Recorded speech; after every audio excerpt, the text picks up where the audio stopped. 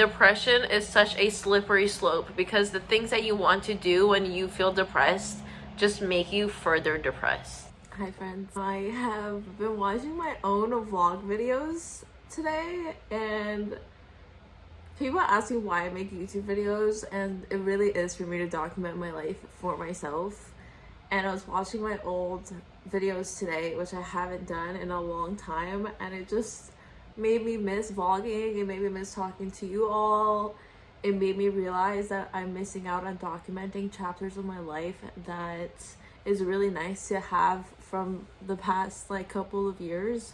So I just on a whim was like, let me start vlogging today, and I guess we could take you through my day today, even though it's a regular schmegular Monday and I have work. But yeah, I was just watching the London video, and now it's on the... I think I privated this video because it created so much chaos in my life, but it was called I Made a Bumble in Spain. You wouldn't believe the amount of drama this video started. A story for another time, but all I'm about to say, there's so many videos. I have even like way more that I have on private, but are just like so... It's just such a time capsule of me being at different points of my life, and I don't know, listening to myself in some of these videos, I realized I had realizations a couple of years ago that I'm having come to again now. It's just time is such a weird thing. I don't know. Anyways, it is Monday, December 4th at 12 p.m. I am working from home. There's just so much going on with work that we need to, again, we'll get into, but I only stayed home today because I needed to go to the post office. And tell me why USPS is only open during like regular business hours. Like, come on now. And I've been going to the office like 4 to 5 days a week, so going to the post office has been impossible. But I literally had to stay my ass home today because I have to go to the post office. So I'm forcing myself to go outside even though it's like 2 degrees out, because I have to pick up a package. They tried delivering and couldn't. I have to drop off like my Skims return, and I have to send back my landlord's like mail that she still gets sent here. So let's go take on this day. This is a whole box of clothes I need to donate. I always end up buying stuff, being too lazy to return it, and then I get stuck with it. And then it takes up space in my closet, and then a year later, I realized that my closets are about to explode and I need to get rid of stuff, which is what that box is behind me. That was my to-do list of last week that I've probably been putting off for the past year, was to start getting rid of stuff from my closet.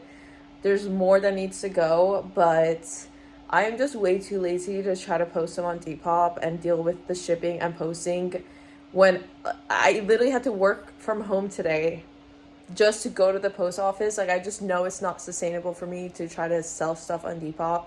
So I'm just taking the L and blessing whoever is in my building. I'm going to figure out how to get that down to the lobby area and just leave it for my neighbors. I do that like every year. I also do that just regularly with like, if I buy like skincare stuff that didn't do it for me, etc. And it's always gone by the time I come back. So hopefully they're getting better use out of it than I am.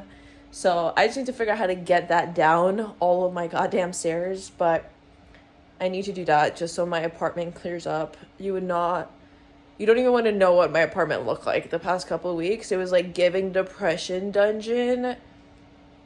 This past weekend, I literally forced myself to stay home and just start organizing.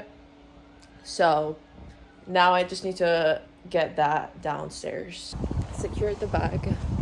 Exactly 2 years ago today, I was in Lisbon, which I realized today. So I'm watching the Lisbon vlog, and I feel like I look so different now, but not even in a good way. I don't know, like, have I lost weight? I can't tell if I've lost weight, but I feel like my face has lost a lot of life.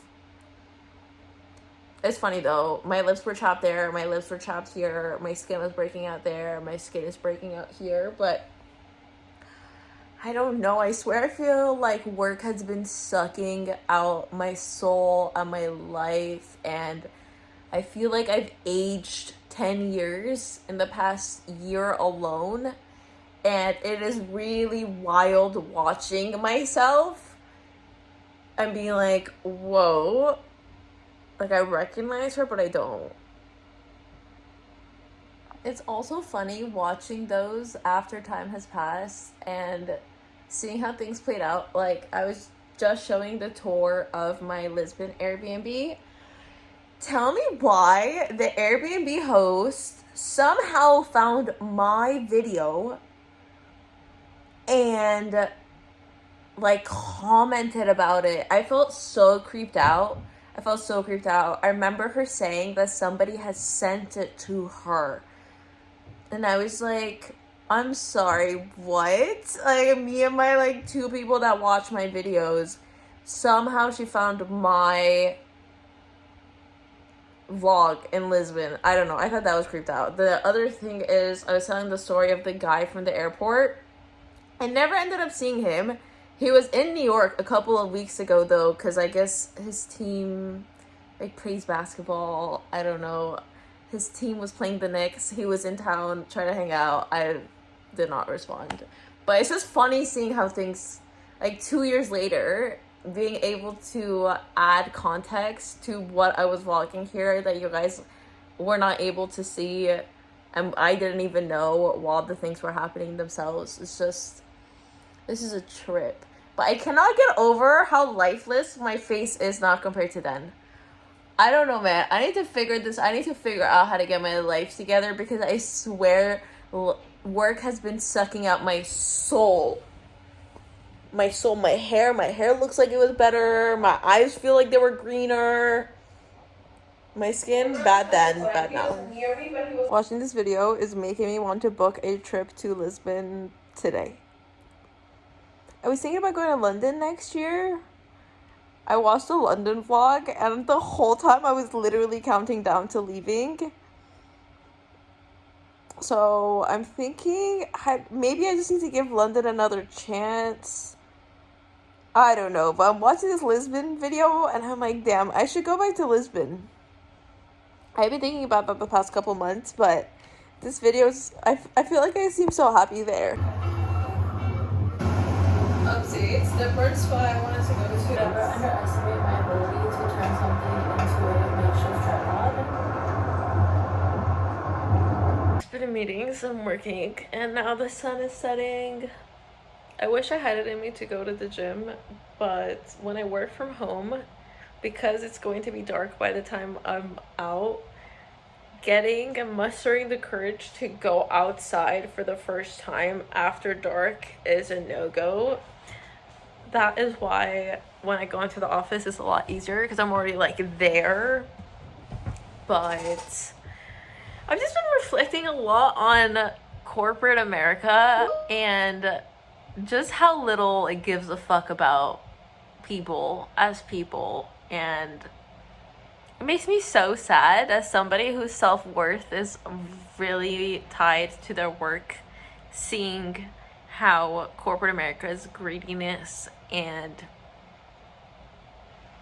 I don't know, because I've been on my one team for so long, it's really hard for me to know what that I'm observing is like very specific to the dynamic of my team versus more general corporate America, fintech kind of spaces. I just know I've been so disheartened to see how little people care about other people and how easily people are willing to step on other people for their own sake.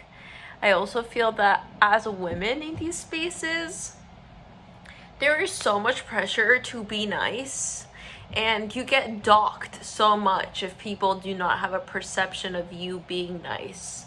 And it's been really sad to observe because, and I didn't realize that like maybe I had some of the same tendencies, but now that I'm becoming aware of it, I just want to have the conversation in case any of you guys have noticed it or will now start noticing it. But when a person meets a new person, when that person is a woman and you're like, oh, how did the meeting with X go? It's like, oh, she's so nice. But when it's about a person with like male pronouns, it's like, oh, he was so smart, he was so engaging, he was etc. Like, what men are being measured against in corporate America has nothing to do with their niceness and everything to do with their merit. Whereas with women, it's like purely a personality thing. And I feel like we need to rewire our brains. It's like me, I've become so aware of that I'm not complimenting or commenting on women's niceness or the lack thereof. And I hope that like we could all start doing that. Not to say that being nice isn't important, right? Like, I hope we are all trying to be the best people that we can. And to me, what matters more is kindness. Like, niceness to me is very performative and does not always have good intentions, whereas kindness is from an inherently good place.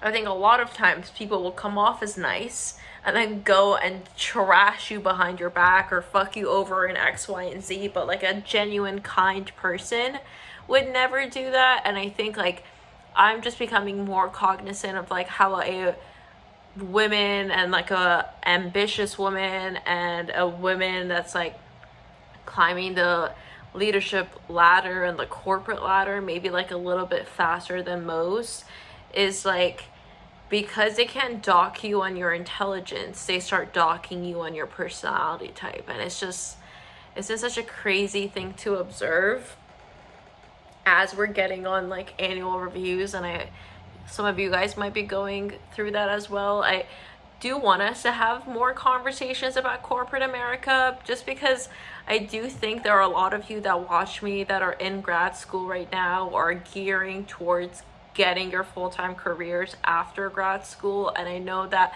all of these observations I'm having as a first-gen student are like shit that nobody ever told me about.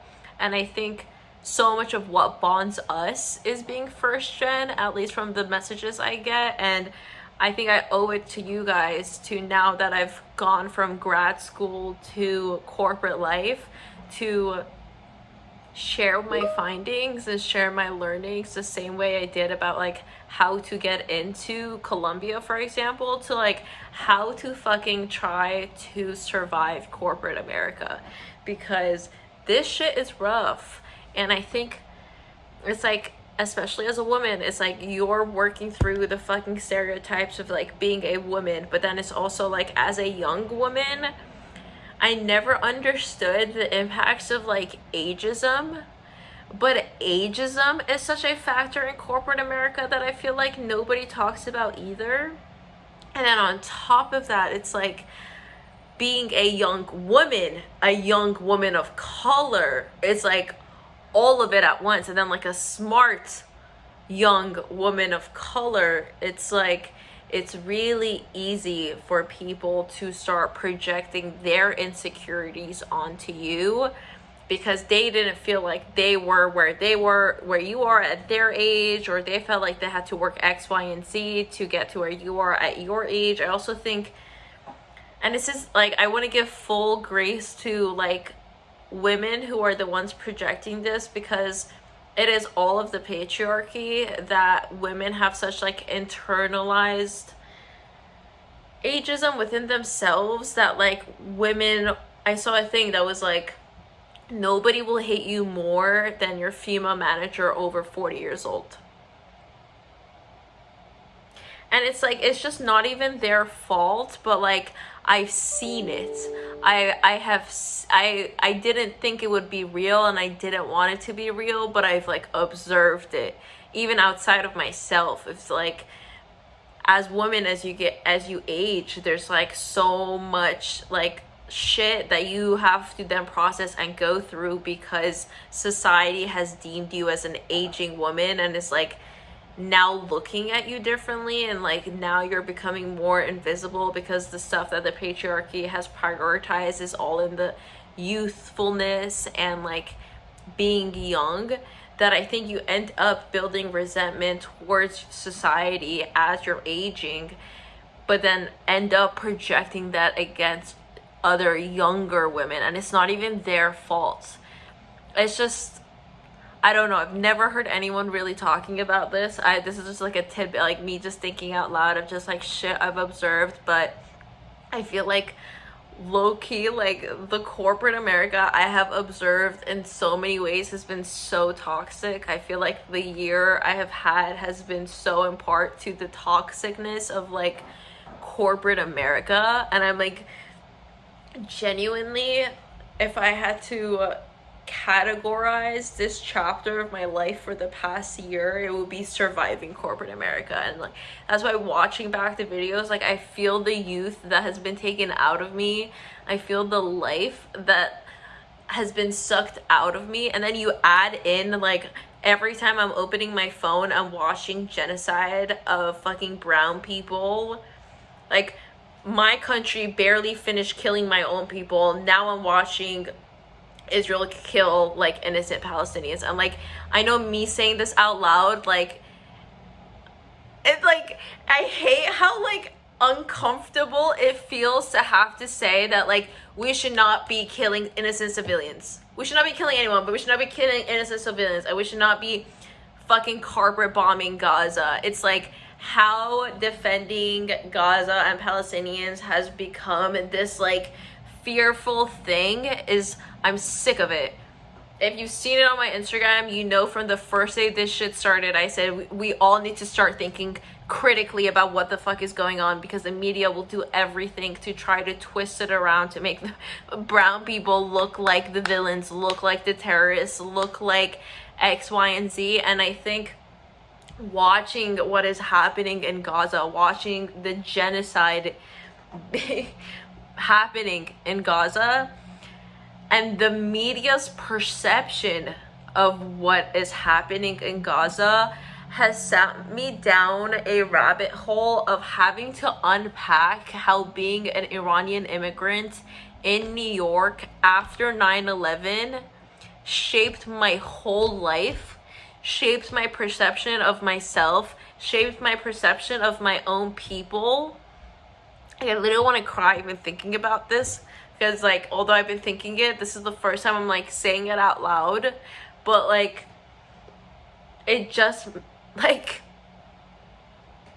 they literally bombed Afghanistan looking for one person, Osama bin Laden, killed so many brown Middle Eastern fucking people, only to find him in a whole different other country in Pakistan. And like, this is not the first time genocide has happened at the hands of American tax dollars. Unfortunately, I don't even think it will be the last. But I'm so thankful for social media for sharing the truth.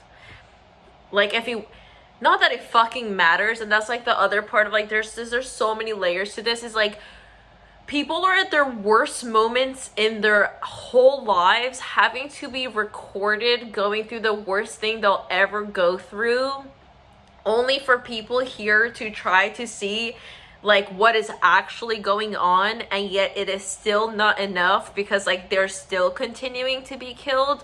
But like, imagine we didn't have that. Like, imagine if like we didn't have videos from like what is actually going on over there, and all we had was what was being shared in the media in the beginning, right? And think about how like for every fucking other genocide that the United States has taken hands in, and all the other genocide that's occurring now, like in Congo and fucking all the other places, but also all the ones that have happened previously, like how differently our shape of the world and history and things that have taken place would be if we had like actual real truth instead of this fake bullshit. I will never forget being called a terrorist at the age of 9 when we moved here. I didn't even know what a terrorist was, right? At the age of 9, one of my classmates called me a terrorist in elementary school. Man in a turban was like made to be the most dangerous thing in this world, whereas like actually the most dangerous people in this world are wearing fucking suits.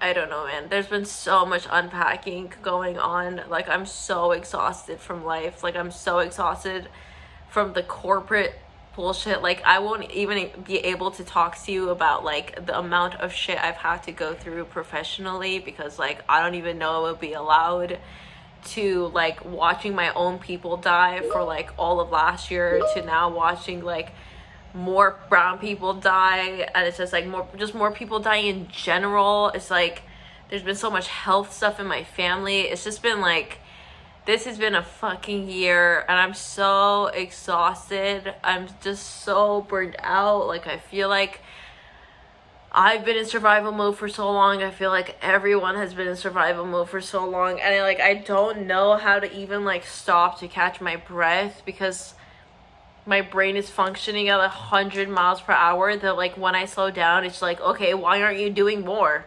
Get up, like do X, Y, and Z. Because it doesn't want to do the processing, because like the processing is fucking uncomfortable and painful and like feels like shit. But it's like, damn, man, so much shit has happened, and there's been no time to even try to understand what has happened before the next thing is already happening. Like, I'm just so, I don't know. I think watching these videos is just like good in a way, because like I'm a very nostalgic person. In part, it's nice seeing that, and then in other part, it's just like, damn, man, I feel like my joy has been ripped away from me. I feel like my peace has been ripped away from me. I feel like my happiness is gone. I feel like I feel it in my face. I feel it like making this. It's like I feel like I have so much life in me. And I feel like this year just like ran me to the ground, honestly.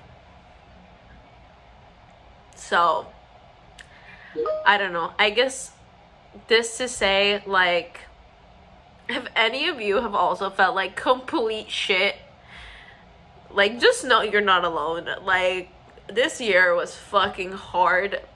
And yet still, I'm so grateful for like all the ways that it wasn't garbage.